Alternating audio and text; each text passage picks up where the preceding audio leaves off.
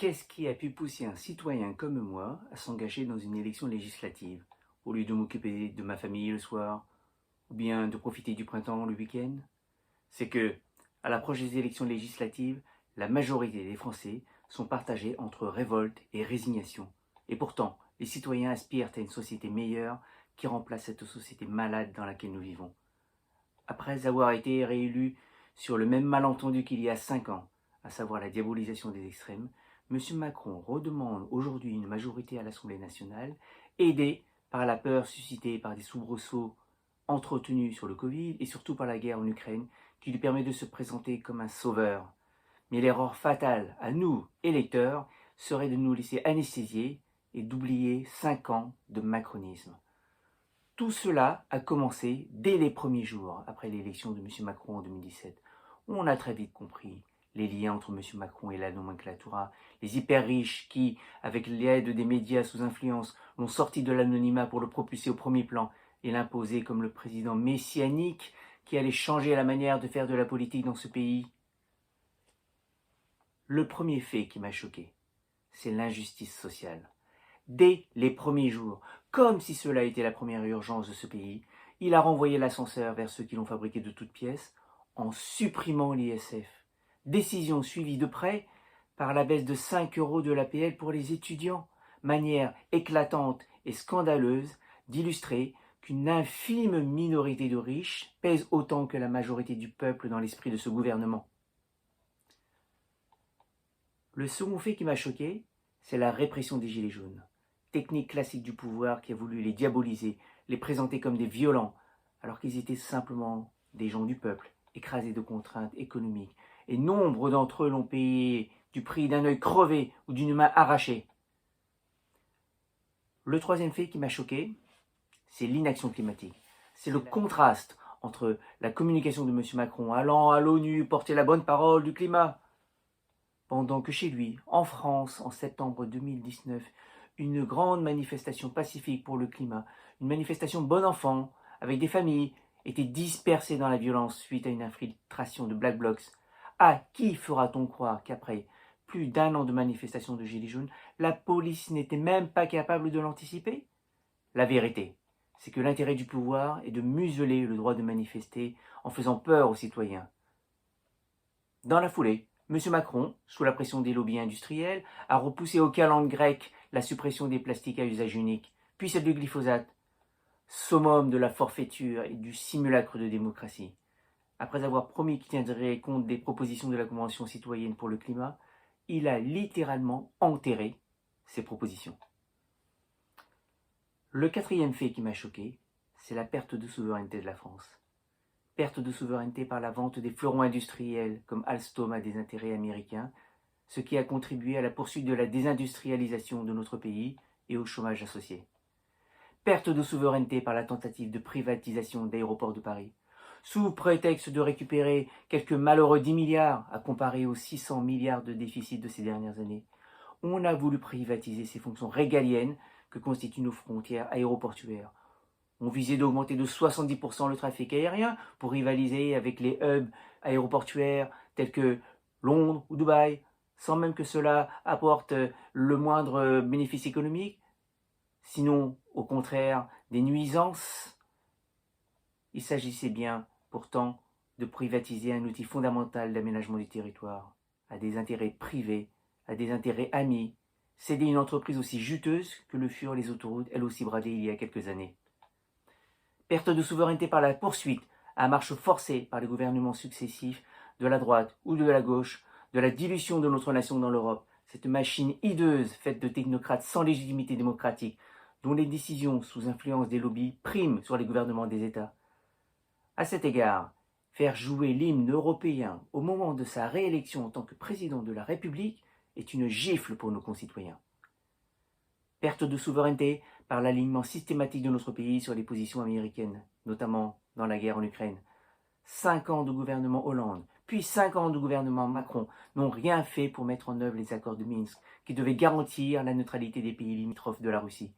Au lieu de quoi M. Macron a continué sa politique d'intégration dans l'OTAN en agitant le chiffon rouge de missiles sous le nez même des Russes, jetant ainsi de l'huile sur le feu et exposant notre pays et nos enfants à une guerre potentiellement destructrice. Là, le cinquième point qui m'a choqué, c'est la proximité avec les puissances financières mondialistes. C'est, lors de la crise sanitaire, des décisions qui vont toujours dans le sens des solutions les plus coûteuses, des tests, des vaccins ARN, et qui bénéficient toujours à de grands laboratoires, qui plus est des laboratoires étrangers, alors qu'une entreprise française de Nantes, Valneva, avait réussi à développer un vaccin classique à la Pasteur, virus inactivé, et a fini par vendre ses licences à un laboratoire britannique. C'est le recours systématique à des consultants de McKinsey dans différents ministères pour définir la politique publique au lieu de s'appuyer sur nos fonctionnaires, sur nos énarques. Le sixième point qui m'a choqué, c'est la hausse de 600 milliards de la dette de notre pays par un gouvernement qui prétend être un bon gestionnaire, en les mettant au passage sur le dos de la gestion du Covid. Cette dette supplémentaire abyssale a surtout profité aux grands groupes internationaux et a servi à anesthésier le sens critique sur la gestion du Covid au travers du télétravail, de l'indemnisation de pans entiers du commerce. Ce qui est certain, c'est que cette dette sera à payer par nos enfants ou en vendant le patrimoine industriel, mais aussi culturel de la France à des intérêts étrangers. Le septième point qui m'a choqué, ce sont les atteintes aux libertés. C'est ce qui m'a fait entrer dans l'action avec plusieurs amis excédés. Liberté d'expression de scientifiques renommés, comme notre prix Nobel, le professeur Montagnier, ou le docteur Louis Fouché, ou la députée Martine Vonner, de la coordination santé libre, qui faisait entendre une autre voix que celle des laboratoires, acharnés à nous fourguer de force des milliards de doses de vaccins pourtant encore en cours d'expérimentation jusqu'à fin 2023. Liberté de manifester, par la pression sur les manifestations. Outre les gilets jaunes, les participants au convoi pour la liberté ont été traqués par la police tout autour de Paris pour les empêcher de venir faire entendre la voix du peuple aux abords de l'Élysée. Il y a même eu des consignes expresses du ministre Darmanin et du préfet allemand pour verbaliser les porteurs de drapeaux tricolores à l'intérieur de Paris. Quelle honte! Liberté de la presse. 90% de la presse sont détenus par une dizaine de familles ultra riches, souvent proches du pouvoir. Il ne faut pas s'étonner que les messages dissonants sur le véritable état du pays ne soient pas relayés et qu'hélas, une grande partie de nos concitoyens soient abusés et assez naïfs pour croire que ce gouvernement est au service du peuple. Liberté d'aller et venir, qui est pourtant un droit constitutionnel et qui a été bafoué via le confinement et ces autotests ridicules, ces auto-attestations ridicules, ensuite de manière dramatique par l'instauration de ce pass sanitaire qui a rappelé les heures les plus sombres de notre histoire. Liberté de se réunir dans les cafés, de tisser du lien social, au moment où cela aurait été si nécessaire et salvateur. Tout le monde sait que le café est le cœur de la vie sociale dans n'importe quelle ville ou village. Le fermer, le restreindre par l'accès avec un pass sanitaire, c'est une atteinte à l'essence même de notre humanité. Le huitième fait qui m'a choqué, enfin, ce sont les atteintes répétées à la démocratie. Accaparement des décisions par un conseil de défense, utilisé à tort pour des motifs sanitaires, mais qui a permis à M. Macron de court-circuiter jusqu'à son propre conseil des ministres et d'apposer le secret défense pendant 50 ans à ses conciliabules secrets avec quelques experts ou représentants d'intérêts privés sans aucune légitimité démocratique. État d'urgence qui a duré presque un an, alors que la Constitution a limité la durée à quelques jours, même pendant la guerre d'Algérie. Projet de loi scélérat passé en catimini à 2 jours de Noël 2020 pour donner au gouvernement le pouvoir de reconduire l'état d'urgence selon son bon vouloir.